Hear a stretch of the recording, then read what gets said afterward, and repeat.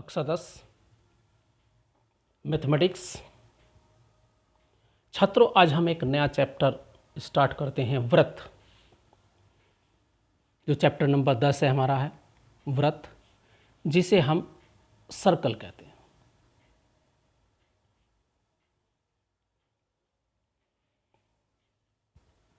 तो सबसे पहले सर्कल क्या होता है हम जानते हैं। एक ऐसे बिंदु का बिंदु पथ होता है जो एक दिए के निश्चित बिंदु से सदैव समान दूरी पर रहता है, उसे व्रत कहते हैं।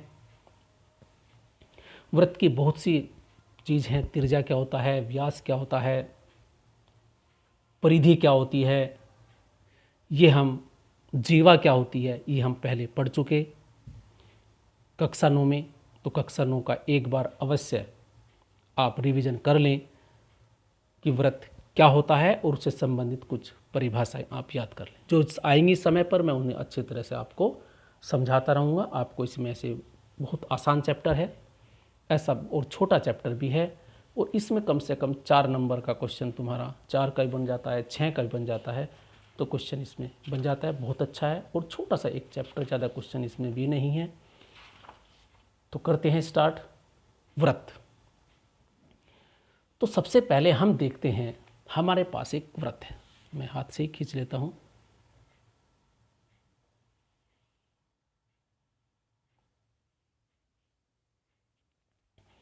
तो छात्रों, ये एक व्रत है, ये इसका एक केंद्र है, इसकी एक त्रिज्या होगी। हम सबसे पहले बताते हैं कि व्रत की छेदक रेखा क्या होती है, जिसे हम इंटरसेक्टिंग लाइन कहते हैं। छेदक रेखा क्या होती है? तो कुछ छात्रों, ऐसी कोई रेखा जो व्रत को, देखो अगर हम कोई भी लाइन खींच लें, एक स्पेशल केस छोड़कर, जो लगभग बीच से कहीं को जाती हो, तो वो व्रत को सदैव 2 बिंदु पर काटती है। देखो, ये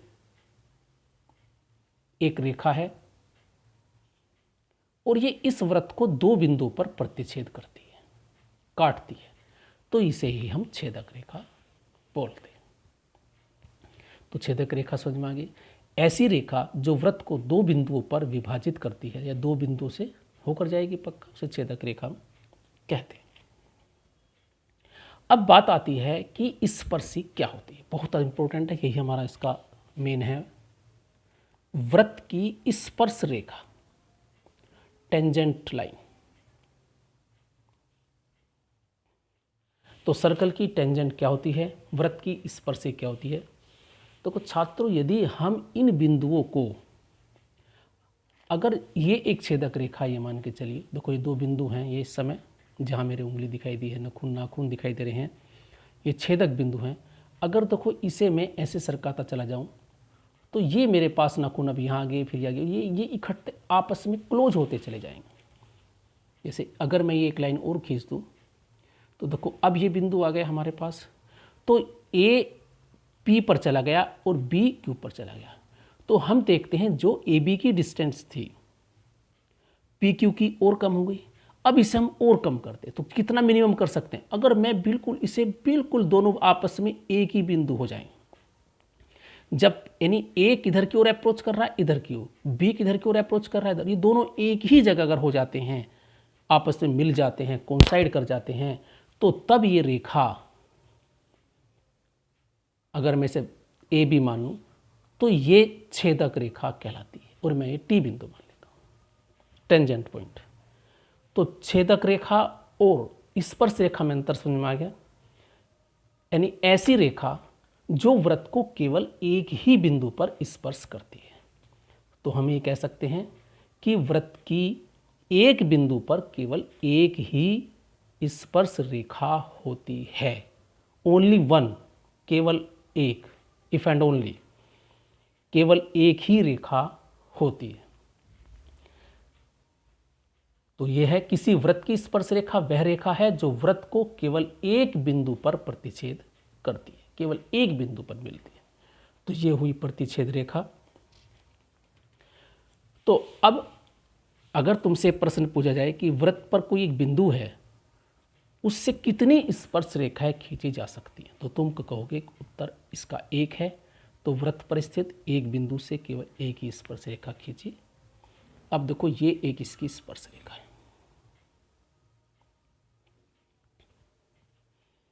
मैं मान लेता हूँ, अभी ऊपर वाला आप चित्र भूल जाएं फिलहाल, ये मान के चलिए। तो मेरे पास ये एक पी क्यू है और ये ए पर स्पर्श है। तो पी ए क्यू एक रेखा है जो वृत्त की स्पर्श रेखा है और ए स्पर्श बिंदु है। तो छात्रों एक प्रमेय है, थ्योरम्स है, बहुत अच्छी प्रमेय है, तो मैं इसे करने जा रहा हूं। प्रमेय है 10.1 जो बहुत काम आती है और इसे अच्छी तरह कंठस्थ तुम्हें करना है। वृत्त के किसी बिंदु पर स्पर्श रेखा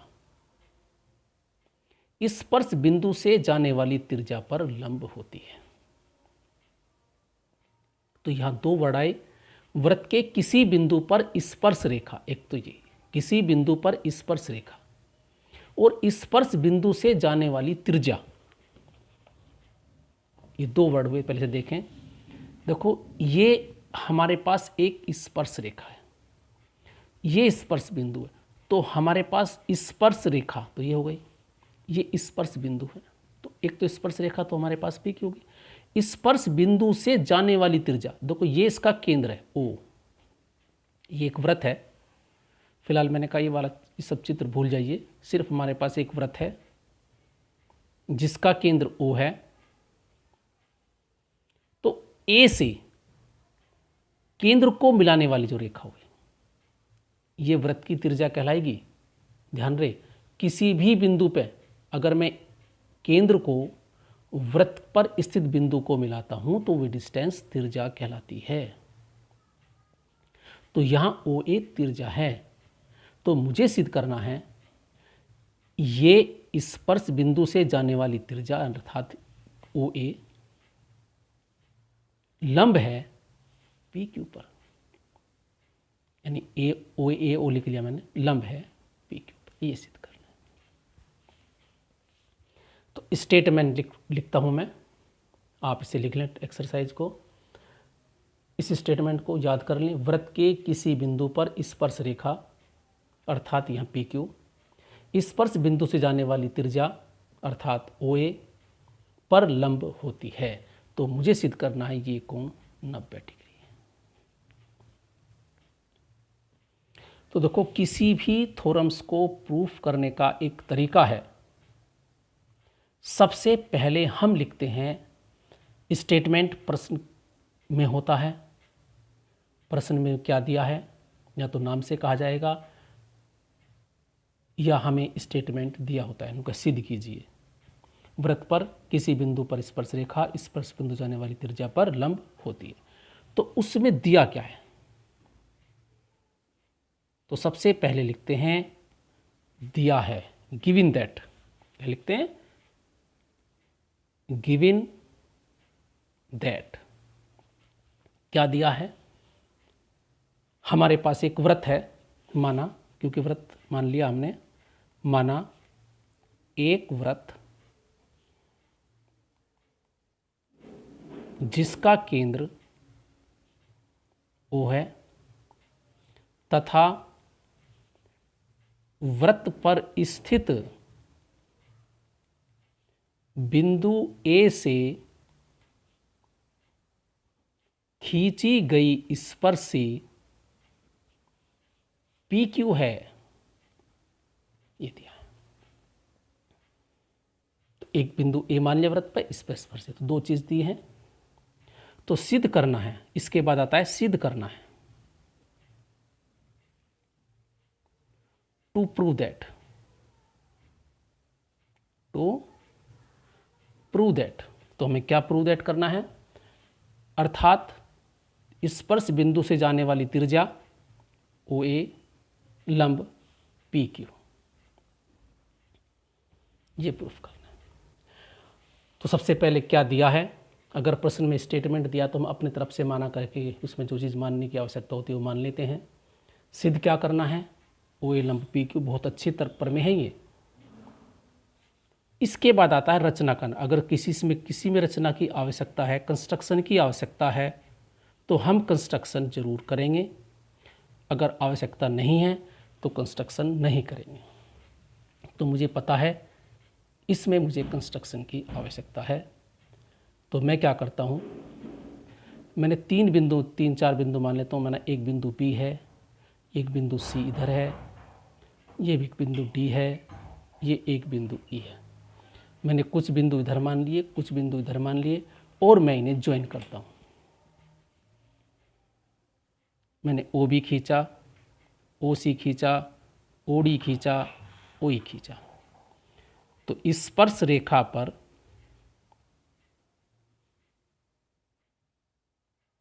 बिंदु बी सी डी व ई लिए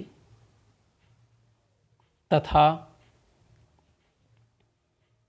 ओ बी ओ सी ओ डी व ओ ई खींचे। अपनी भाषा में लिखना, ये हमने खींच दी। तो ये हमारी कंस्ट्रक्शन थी। अब है हमारा इसका उपपत्ति, बोलते हैं इसे प्रूफ।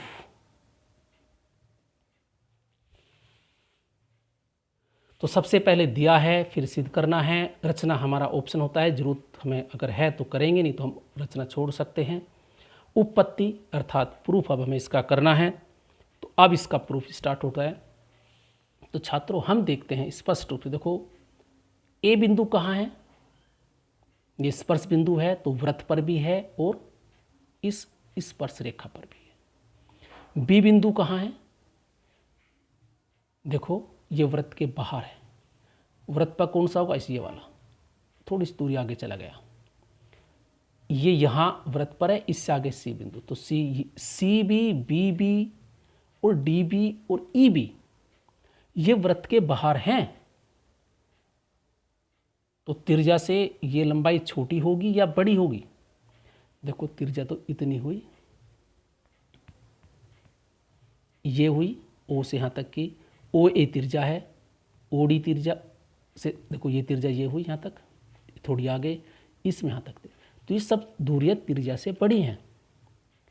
तो स्पष्ट हम देखते हैं कि ए यानी बी सी डी व ई वृत्त के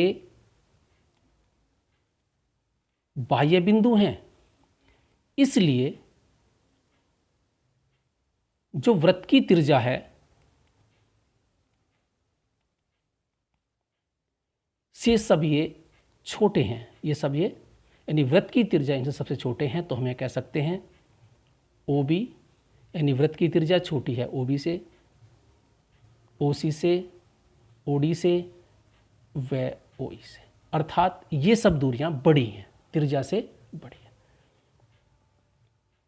तो इनमें हमारे पास देखो 5 दूरी हुई, ओ ई त्रिज्या से बड़ी, ओ डी त्रिज्या से बड़ी और ये त्रिज्या ये, तो ये त्रिज्या के बराबर है, ये त्रिज्या से बड़ी। तो सबसे छोटी दूरी कौन सी हुई, तो जो ओ ए है, जो वृत्त की त्रिज्या है, यह सबसे न्यूनतम दूरी है, सबसे छोटी दूरी है। कहां से, केंद्र से।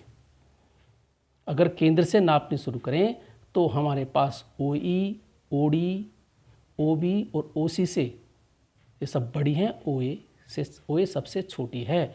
और दो को याद कर लें, न्यूनतम दूरी सदैव लंब दूरी होती है।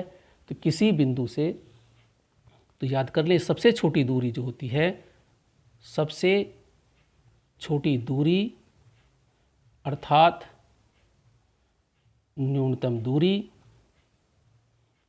लंब दूरी होती है।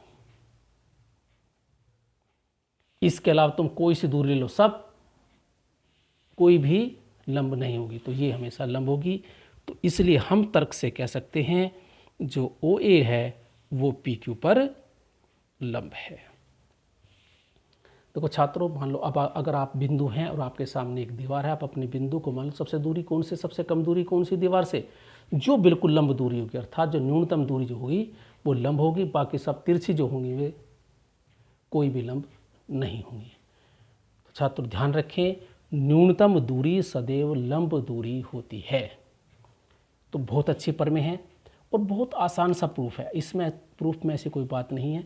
हमने 4 बिंदु मान लो, 5 मान लो, सब दूरियाँ क्या है, OA से सब बड़ी हैं, तो OA सबसे छोटी दूरी हुई, OA सबसे छोटी दूरी अर्थात न्यूनतम दूरी हुई, अर्थात OA जो है इसलिए PQ से PQ पर लंब होंगी, क्योंकि सभी बिंदु कहाँ हैं, EDBC सब ये इस रेखा पर स्थित है, इस रेखा पर स्थित है। तो O से इस रेखा पर जो भी है दूरी सबसे OA सबसे कम है, इसलिए ये लंब दूरी है। यही मुझे सिद्ध करना था। फिर लिखते हैं यही सिद्ध करना था। तो इसे अच्छी तरह फेयर कॉपी पर अपने आप करें। मैंने बहुत डिटेल में समझा दिया, उसे बार बार सुनकर अपने आप स्वयं इसका नोट्स बनाएं, क्योंकि थोड़ा लिखते समय थोड़ा सा साफ नहीं लिखा जाता, नहीं तो ध्यान से अगर आराम से लिखूँगा तो बहुत और लेंथी हो जाएगी। तो छात्रों, ये थी हमारी थ्योरम्स 10.1। कौन सी थ्योरम्स थी, 10.1। तो वृत्त के किसी बिंदु पर स्पर्शरेखा बिंदु से जाने वाली त्रिज्या पर लंब होती है। इसे अच्छी तरह कंठस्थ कर लें। और इस पर आधारित एक प्रश्नावली है 10.1, बिल्कुल इसमें सिंपल है, सब बिल्कुल ऐसे दिए हुए हैं जो मैं सब आपको बता चुका। ठीक है, thank you, have a nice day.